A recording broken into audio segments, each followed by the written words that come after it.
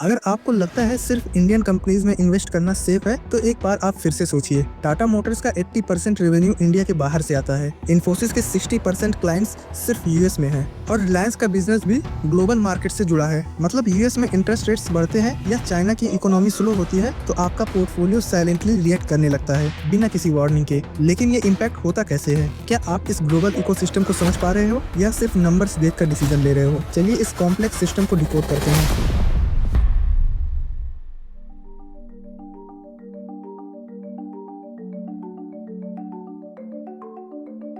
आज दुनिया एक दूसरे से इतना कनेक्टेड है जितना पहले कभी नहीं था। न्यूयॉर्क में एक डिसीजन और मुंबई के स्टॉक ट्रेडर्स में पैनिक आ जाता है। चाइना की इकोनॉमी स्लो होती है तो बेंगलुरु के आईटी स्टॉक्स गिरने लगते हैं। ये मैजिक नहीं है, ये एक इंटरकनेक्टेड फाइनेंशियल सिस्टम है जो हर इन्वेस्टर को अफेक्ट करता है, चाहे उसे पता हो या ना हो। और अगर आप सोच रहे हैं कि मुझे ग्लोबल मार्केट से क्या लेना देना है, मैं तो सिर्फ इंडिया के स्टॉक्स में इन्वेस्ट करता हूँ, तो ये फैक्ट सुनिए। 2020 के पैंडेमिक के दौरान जब यूएस और यूरोपियन मार्केट्स क्रैश हुए, सिर्फ एक महीने में सेंसेक्स 38% नीचे गिर गया। ये सिर्फ एक कोइंसिडेंस नहीं था, ये एक ग्लोबल फाइनेंशियल चेन रिएक्शन था। स्टॉक मार्केट एक ऐसी जगह है जहां कंपनीज अपने शेयर्स बेचती हैं और इन्वेस्टर्स उन्हें खरीदते हैं इस उम्मीद में कि प्राइस बढ़ जाएगा। पर प्रॉब्लम यह है कि प्राइस सिर्फ कंपनी के परफॉर्मेंस पर डिपेंड नहीं करता, बल्कि बहुत सारी दूसरी चीजों पर भी डिपेंड करता है, स्पेशली ग्लोबल इवेंट्स पर। लेकिन इंडिया में ये सिस्टम डेवलप कैसे हुआ?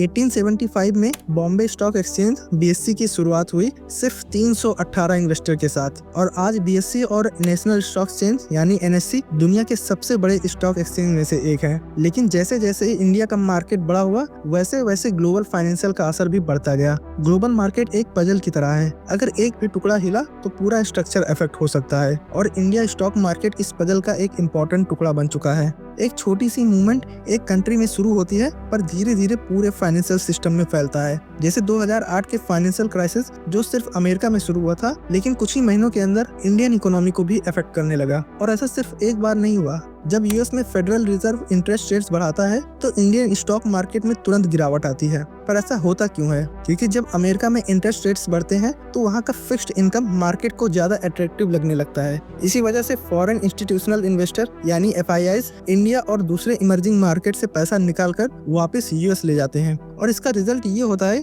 कि सेंसेक्स और निफ्टी जैसे इंडेक्स नीचे गिरने लगते हैं। इन्वेस्टर्स में पैनिक आने लगता है और मार्केट बहुत ही वॉलेटाइल हो जाता है। अब सवाल ये है, अगर ग्लोबल मार्केट्स इतने इंटरकनेक्टेड हैं तो क्या इंडियन इन्वेस्टर के पास कोई कंट्रोल है? क्या हम अपने पोर्टफोलियो को प्रोटेक्ट कर सकते हैं, या सिर्फ दुनिया में जो हो रहा है उसे एक्सेप्ट करने के अलावा हमारे पास कोई ऑप्शन नहीं है? 2008 का फाइनेंशियल क्राइसिस, 2020 का कोविड क्रैश या 2022 में रसिया यूक्रेन वॉर के बाद ऑयल प्राइसेस का स्पाइक, हर बार ग्लोबल इवेंट ने इंडियन मार्केट को मेजर इम्पैक्ट दिया है। पर इन सब इवेंट में एक पैटर्न है। क्या हम इस पैटर्न को समझकर आगे बेटर डिसीजन ले सकते हैं? और अगर ग्लोबल मार्केट के ये छोटे छोटे शॉक वेव्स भी इंडियन स्टॉक्स को हिला सकते हैं तो सोचिए जब कोई बड़ा फाइनेंशियल शॉक आता है तब क्या होता होगा। नेक्स्ट चैप्टर में हम देखने वाले हैं कि कैसे बड़े ग्लोबल शॉक्स जैसे ट्रेड वॉर्स, पैंडेमिक्स और इकोनॉमिक पॉलिसीज इंडियन मार्केट को हिला कर रख देता है।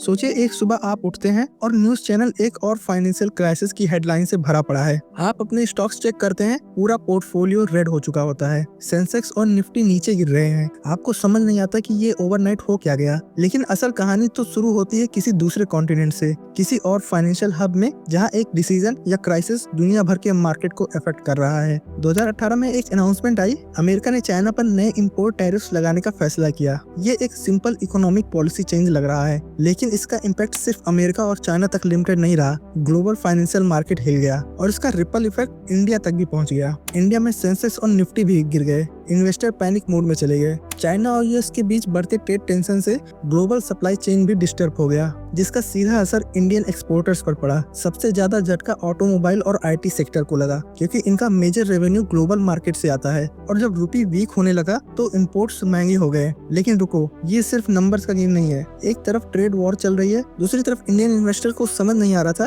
कि दूसरी कंट्री के पॉलिसी चेंज का असर उनके पोर्टफोलियो पर कैसे पड़ रहा है। ये कोई एक आइसोलेटेड इवेंट नहीं था, ये एक वार्निंग वार्निंग था कि इंडियन मार्केट कितना वल्नरेबल है ग्लोबल चेंजेस के लिए। मार्च 2020 वर्ल्ड हेल्थ ऑर्गेनाइजेशन WHO ने कोविड-19 ग्लोबल पेंडेमिक डिक्लेयर किया। सिर्फ एक महीने के अंदर दुनिया भर के स्टॉक मार्केट्स गिरने लगे। इंडियन स्टॉक मार्केट भी इस सुनामी से बच नहीं पाया। सेंसेक्स सिर्फ एक दिन में 8% गिर गया और निफ्टी 7,500 तक पहुंच गया। ये एक हिस्टोरिक लो बन चुका था। फॉरेन इन्वेस्टर पैनिक में आ गए और 1 लाख करोड़ से भी ज्यादा का पैसा इंडियन मार्केट से निकाल दिया। बैंकिंग और हॉस्पिटैलिटी सेक्टर सबसे ज्यादा गिरे। हजारों कंपनीज की मार्केट वैल्यू वाइप आउट हो गई। लेकिन ये सिर्फ नंबर्स नहीं है, ये लाखों इन्वेस्टर के सपने, उम्मीद और मेहनत से कमाई गई सेविंग्स थी जो एक झटके में उड़ गई। पर ये सिर्फ एक टेम्पोररी क्रैश नहीं था। अगले महीने में मार्केट ने रिकवर किया, लेकिन जो लोग पैनिक में स्टॉक्स बेच चुके थे उनके लिए लॉस परमानेंट हो चुका था। सवाल ये है कि अगर हम पहले से प्रिपेयर्ड होते तो क्या हम इस कोलैप्स से बच सकते थे? इसका आंसर आपको आगे मिलने वाला है।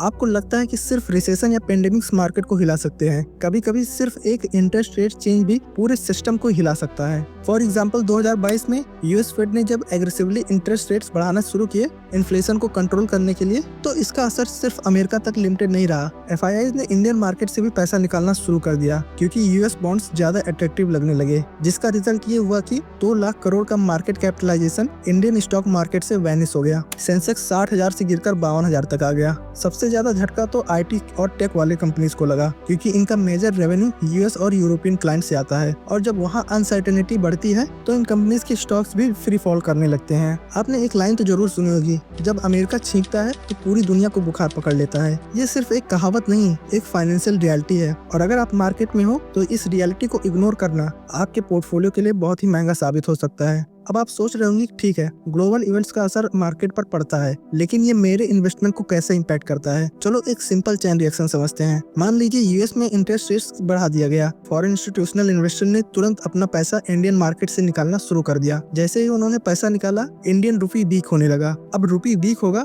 तो इम्पोर्ट्स महंगी हो जाएंगे, और जब इम्पोर्ट्स महंगे होंगे तो इन्फ्लेशन बढ़ता है, और इन्फ्लेशन बढ़ने का सीधा मतलब है कि आरबीआई भी इंटरेस्ट रेट्स बढ़ाने पर मजबूर हो जाएगा। अब इंटरेस्ट रेट बढ़ने का असर देखिए, बोरोइंग कॉस्ट बढ़ गया, लोग कम लोन लेंगे, बिजनेस एक्सपेंड नहीं कर पाएंगे, इकोनॉमी स्लो होने लगेगी, और जैसे ही इकोनॉमी स्लो होती है स्टॉक्स और गिरने लगते हैं। मतलब एक छोटा सा इवेंट भी एक पूरा फाइनेंशियल डोमिनो इफेक्ट शुरू कर सकता है जो आपके इन्वेस्टमेंट तक डायरेक्टली पहुंचता है। लेकिन ये सब जानने के बाद एक और बड़ा सवाल उठता है, अगर हम ये पैटर्न समझ जाएं तो क्या हम ग्लोबल मार्केट के असर को कम कर सकते हैं? क्या ऐसी स्ट्रेटजीज हैं जो एक इन्वेस्टर को ग्लोबली अवेयर और फाइनेंशियली सिक्योर बना सकती है? नेक्स्ट चैप्टर बहुत इंपॉर्टेंट होने वाला है क्योंकि हम देखने वाले हैं कि smart investors global market movements का फायदा कैसे उठाते हैं और अपने इन्वेस्टमेंट्स को स्टेबल और प्रॉफिटेबल कैसे बनाते हैं। सो चलिए चलते हैं नेक्स्ट चैप्टर पर।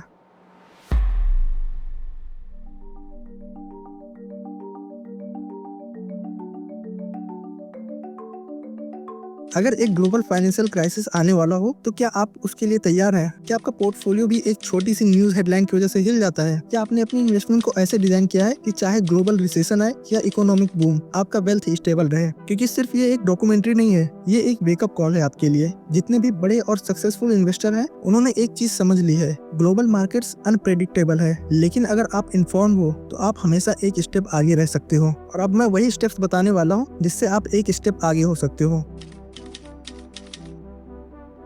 अगर आप सिर्फ 1 या 2 सेक्टर में इन्वेस्ट कर रहे हो तो समझो आप अपने पोर्टफोलियो के साथ गैम्बलिंग कर रहे हो, और स्टॉक मार्केट में गैम्बल करने वाले ज्यादा दिन टिक नहीं पाते, इसलिए डाइवर्सिफिकेशन जरूरी है। जैसे 2020 में पेंडेमिक आया तो फार्मा स्टॉक्स ने अच्छा परफॉर्म किया, लेकिन एविएशन और हॉस्पिटैलिटी स्टॉक्स शार्पली फॉल किए। अगर आपने सिर्फ एक ही सेक्टर में इन्वेस्ट किया होता तो शायद आप बड़े लॉस में होते। और सिर्फ सेक्टर ही नहीं, एसेट क्लास का भी डाइवर्सिफिकेशन जरूरी है। सिर्फ स्टॉक्स मत बाय करो, गोल्ड खरीदो, बॉन्ड्स खरीदो, और इवन रियल एस्टेट में भी थोड़ा पैसा इन्वेस्ट कर सकते हो, क्योंकि हर एसेट क्लास का अपना एक साइकिल होता है। जैसे 2008 में फाइनेंशियल क्राइसिस में स्टॉक मार्केट क्रैश हो गया था, लेकिन गोल्ड अपने ऑल टाइम हाई पर था। और अभी रिसेंट का एग्जांपल भी देख लो तो हमारा निफ्टी ऑलमोस्ट 15 से 20% डाउन चल रहा है, और वहीं गोल्ड देखोगे तो ऑलमोस्ट अपने ऑल टाइम हाई के आसपास चल रहा है। मतलब अगर आप निफ्टी और गोल्ड में दोनों में इन्वेस्ट करके रखते तो आपका पोर्टफोलियो अभी इस समय स्टेबल होता। लेकिन इसका मतलब ये नहीं कि बिना सोचे समझे हर जगह पैसा डाल दो। समझदारी से इन्वेस्ट करो ताकि किसी एक सेक्टर का क्रैश आपके पूरे पोर्टफोलियो को डुबा ना सके। स्मार्ट डाइवर्सिफिकेशन का फंडा यही है।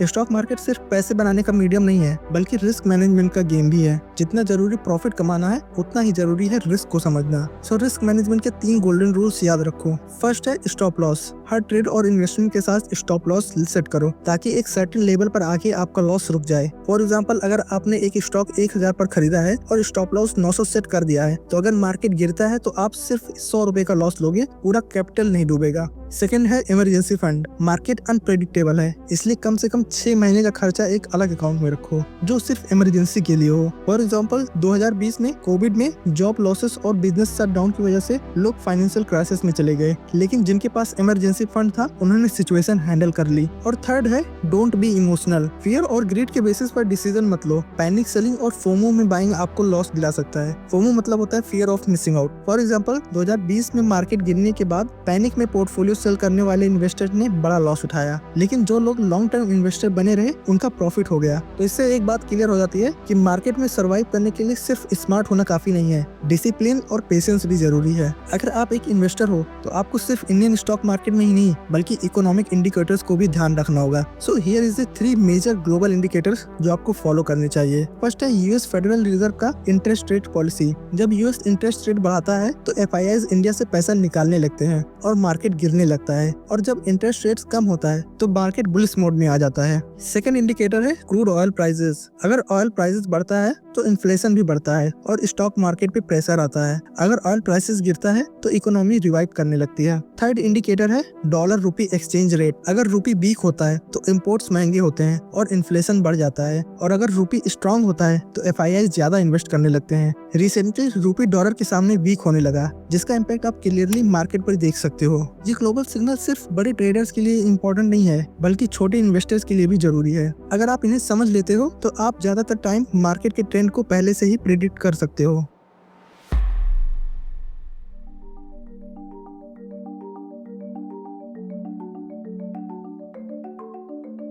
लास्टली, अगर आप सोचते हैं कि आप सिर्फ इंडियन स्टॉक मार्केट में इन्वेस्ट कर रहे हैं तो ये एक आधा सच है, क्योंकि असली रियलिटी तो ये है कि हर फाइनेंशियल डिसीजन जो दुनिया में कहीं भी होता है उसका इम्पैक्ट डायरेक्टली या इनडायरेक्टली इंडियन मार्केट पर पड़ता ही पड़ता है। और मार्केट अनप्रेडिक्टेबल हो सकता है, लेकिन आपका फाइनेंशियल नॉलेज और स्ट्रेटजीज आपको हमेशा एक स्टेप आगे रख सकते हैं। अब डिसीजन आपका है, क्या आप ग्लोबल फाइनेंशियल वेब को समझकर एक इन्फॉर्म्ड इन्वेस्टर बनोगे या सिर्फ एक मार्केट की वोलेटिलिटी का शिकार बनोगे। लेकिन एक और चीज है जो इन्वेस्टर्स को कंफ्यूज करती है, फास्ट मनी बनाने का क्रेज। आज के टाइम में डे ट्रेडिंग को सबसे तेज तरीका बताया जाता है पैसा बनाने का, लेकिन क्या ये सच में काम करता है या ये सिर्फ एक इल्यूजन है जो लोगों को फंसाता है। अगर आप डे ट्रेडिंग करते हैं या करने की सोच रहे हैं तो ये वीडियो आपके लिए गेम चेंजर हो सकता है। यहाँ पर इस वीडियो पर क्लिक कर आप वो रियलिटी देख सकते हो जो आपको कोई दिखाना ही नहीं चाहता। Thank you.